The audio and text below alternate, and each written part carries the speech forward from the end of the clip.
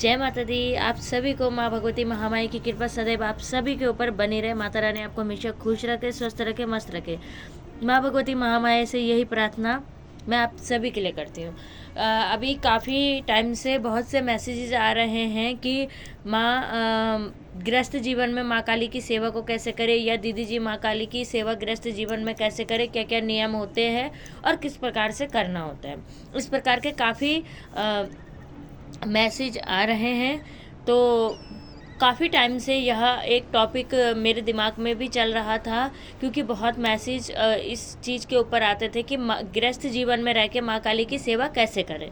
क्योंकि कहा गया है ना कि माँ काली एक तंत्र मंत्र विद्या की देवी है।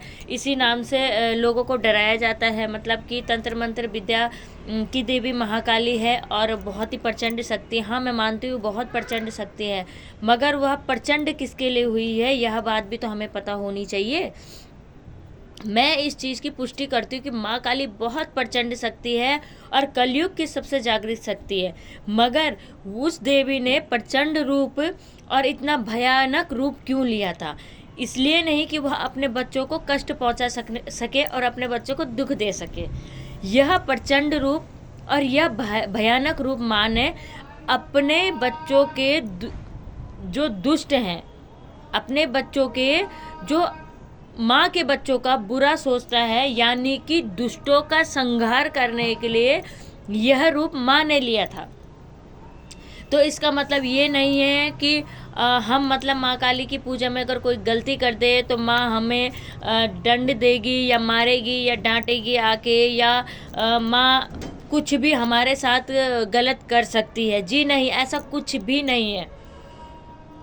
माँ काली को अगर गृहस्थ जीवन में आप लोग, क्योंकि बहुत से बच्चों के मन में, और मैंने ये चीज़ बहुत जगह ज़्यादा नोटिस की है कि माँ की भक्ति को बहुत ज़्यादा लोग पसंद करते हैं। सभी देवी देवताओं से सबसे उच्च में माँ की भक्ति को बहुत ज़्यादा लोग पसंद करते हैं। और माँ तो सभी एक है, माँ सभी एक है, इसमें कोई दो राय नहीं है, सिर्फ उनके नाम अनेक है। मगर फिर इसमें मैंने ये एक चीज़ और पाई है कि माँ काली की सेवा को ज़्यादा आगे रखा गया। मतलब माँ काली को हर कोई पाना चाहता है, माँ काली की हर कोई सेवा करना चाहता है, माँ काली के आशीर्वाद हर कोई लेना चाहता है। ये दो चीज़ मैंने, और फिर इसमें सवाल उठ जाता है कि हम गृहस्थ जीवन में हैं और गृहस्थ जीवन में रह के माँ की सेवा को कैसे करें। कहीं कोई हमसे गलती होगी, माँ हमें दंड दे, वो करे। जी ऐसा बिल्कुल भी नहीं है। आप लोग ध्यान दीजिएगा मेरी बात पे। मैं सिर्फ इतना कहना चाहूँगी आप सभी लोगों से कि मैं बहुत से वीडियोस में भी कह चुकी हूँ और आज भी यही कहना चाहूँगी कि माँ तो माँ होती है, और माँ को माँ बन के अगर आप लोग पूजेंगे तो माँ बिल्कुल भी माँ आपको कोई दंड नहीं देगी। कितनी भी गलतियाँ अनजाने में हो या जानबूझ के हो आपसे हो जाए तो माँ उस चीज़ को क्षमा करेगी। माँ आपको बिल्कुल भी इस चीज़ पर दंड नहीं देगी। तो आपको गृहस्थ जीवन में रह के माँ की सेवा को कैसे करना है, देखिए। बस आप लोगों से एक ही निवेदन है कि अगर आप गृहस्थ जीवन में माँ की सेवा को कर रहे हैं, गृहस्थ जीवन में माँ की सेवा को कर रहे हैं, ठीक है, तो आप जो भगवती का विग्रह हो या फोटो है वो छोटे रखें। क्योंकि कहा जाता है कि जितना बड़ा विग्रह, जितनी बड़ी फोटो, उतनी ही ऊर्जा मतलब माँ में समाहित होती है। क्योंकि माँ की तरंग को सह पाना हर किसी के बस की बात नहीं है, हर किसी के बस की बात नहीं है। तो जितना माँ का विग्रह छोटा होगा उससे आपकी पूजा बहुत ज़्यादा अच्छे से होगी, सफल होगी। क्योंकि माँ का विग्रह जितना बड़ा होगा उसको सेवा भी उतनी चाहिए और पूजा पाठ भी उतना चाहिए। उसकी तरंग को अगर आप कर भी लेते हैं, उसकी सेवा और पूजा पाठ, तो उसकी तरंग को सहना हर किसी के बस की बात नहीं है, ठीक है। बस एक इस टॉपिक को ध्यान आप लोग रख लेना कि माँ का विग्रह हमेशा छोटा रखें, ठीक है। फिर आपको करना क्या है कि माँ की सेवा को कैसे करना है। कहीं माँ दंड न दे, कहीं माँ परेशानियाँ खड़ी ना करे, है ना। कहते हैं कि माँ की पूजा करने से कई लोग मैसेजेस करते हैं कि हम माँ की पूजा कर रहे हैं तो हमें ऐसा लगता है अब हम पागल हो जाएंगे, अब हम पागल हो जाएंगे। माँ की पूजा करने से कोई पागल नहीं होता है। ये हमारे ही द्वारा की गई गलतियां होती है, जो हम माँ की पूजा करने से लगता है हमें कि पागल हो गए, क्योंकि हमें किसी चीज़ का ज्ञान तो है नहीं, किसी चीज़ का ज्ञान होता नहीं। क्यों कहा जाता है, क्यों कहा गया है कि जरूरी नहीं कि आप दरबार लगाएं तभी गुरु को धारण करें? जी नहीं, आप दरबार लगाएं या जन कल्याण करें, जरूरी नहीं तभी आप गुरु धारण करें।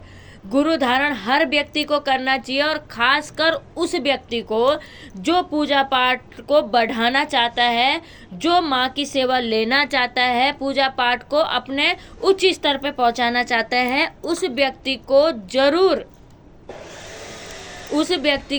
गुरु धारण करना चाहिए। और अगर आपने गुरु धारण नहीं किया है और नहीं करना है आपको, ठीक है, मत कीजिए, तो फिर किसी तामझाम में मत पड़िए।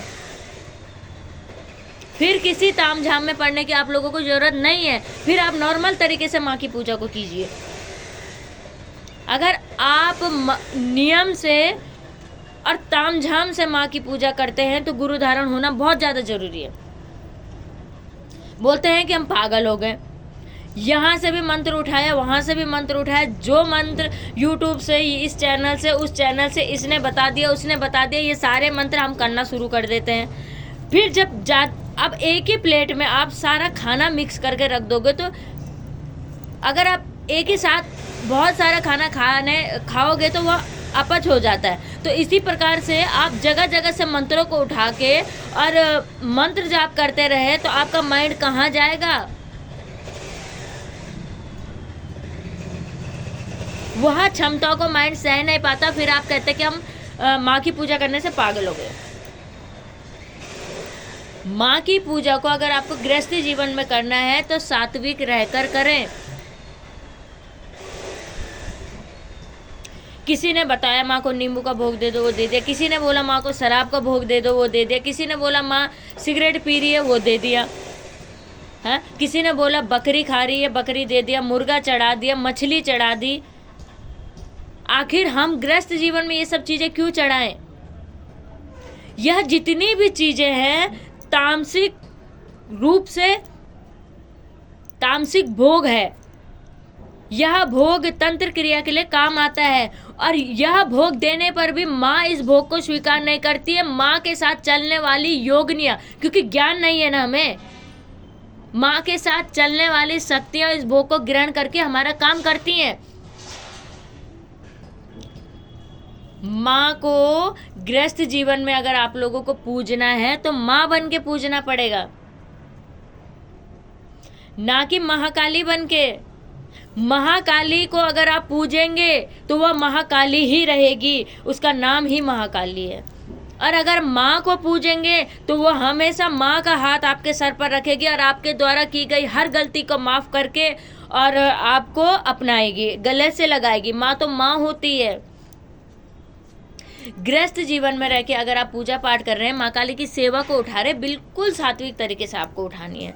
माँ को हलवे चने का भोग दें, माँ को पान पेड़े का भोग दें, माँ को लौंग बतासे का भोग दें, मिठाई का भोग दें, सूखी रोटी का भी भोग देंगे तो माँ लेंगी, माँ स्वीकार करेंगी उस भोग को। ऐसा नहीं है कि आज आपके पास हलवे के लिए या मिठाई खरीदने के लिए पैसे नहीं है, पंचमेवा के लिए पैसे नहीं, तो माँ आपका वो भोग स्वीकार नहीं करेंगी। जी, माँ बिल्कुल भोग स्वीकार करेंगी। बस आपका भाव सच्चा होना चाहिए, माँ के प्रति प्यार सच्चा होना चाहिए, माँ के प्रति समर्पण होना चाहिए। माँ आपका हर प्रकार का दिया हुआ भोग को स्वीकार करेगी। ठीक है। माँ की पूजा को आपने गृहस्थ जीवन में भगवान के रूप में नहीं करना है। भगवान के रूप में आपने माँ की पूजा को नहीं करना है। आपको माँ की पूजा को गृहस्थ जीवन में माँ बन के करना है। माँ तू मेरी माँ है और हम उनके बच्चे बन के करना है। माँ आप हमारी माँ हैं, हम आपके बच्चे हैं। हमारे द्वारा पूजा में की गई गलतियों को क्षमा करना, इस प्रकार से आपको माँ की पूजा करना है। माँ के ममत्व को जानिए। और अगर देखिए, इसमें एक पॉइंट ये भी है, अगर आप माँ की पूजा को कर रहे हैं, ठीक है, अगर आप माँ की पूजा को कर रहे हैं और माँ की पूजा को करने के बाद आप किसी प्रकार की सिद्धि चाहते हैं, किसी भी प्रकार की सिद्धि चाहते हैं, ध्यान देना, क्योंकि आप सिद्धि साधना के लिए यहाँ पे पूजा कर रहे हैं। अगर इस सिद्धि साधना में आपके द्वारा कोई गलती होती है तो इसका दंड माँ जरूर देती है, क्योंकि हमने बच्चे बन के नहीं, एक साधक बन के पूजा की है। हमने माँ का बालक बन के नहीं, साधक बन के पूजा की है, तो माँ इसका दंड जरूर देती है। आशा करती हूँ कि जितनी भी बातें मैंने समझाई हैं आपके माइंड में वो बातें आई होंगी। सबसे मूल टॉपिक यही है कि माँ को माँ बन के पूजिए, माँ को देवी या भगवान बना के मत पूजिए। वो आपकी माँ है, आपको जिस प्रकार से करनी है, सूखी रोटी से, पंचमेवा से, मावा मिष्ठान से, नमक से, गुड़ से, चीनी से, उस प्रकार से माँ की सेवा कीजिए। माँ आपकी सेवा को स्वीकार करेंगी। ठीक है। अब नियम और पालन, गृहस्थ जीवन में रह के ब्रह्मचर्य। ठीक है। देखिए, साफ सफाई का विशेष ध्यान रखिएगा, मगर इसमें ब्रह्मचर्य का कोई नियम नहीं है। आप बस सफाई का ध्यान रखिएगा, ब्रह्मचर्य पालने की जरूरत नहीं है। गृहस्थ जीवन में तो ब्रह्मचर्य तो वैसे भी नहीं हो सकता है, तो इसलिए जैसे है, जिस स्थिति में है, जिस भाव से आपसे हो सके माँ की पूजा करिए, अगर गृहस्थी वाले कर रहे हैं तो। ठीक है। आज का वीडियो मेरा इतना ही था। आशा करती हूँ मेरे समझाए गए एक एक टॉपिक आपको समझ में आया होगा और माँ काली को लेके आपके जो भी डाउट्स रहे होंगे वो क्लियर हो चुके होंगे। माँ माँ है, माँ को माँ की तरह पूजिए, माँ को किसी तंत्र मंत्र विद्या की देवी मत बनाइए। माँ आपके सर पे सदा हाथ रखेंगी। यही आशा और शुभकामनाओं के साथ जय माता दी, जय महाकाल। मिलती हूँ आगे नए वीडियो में।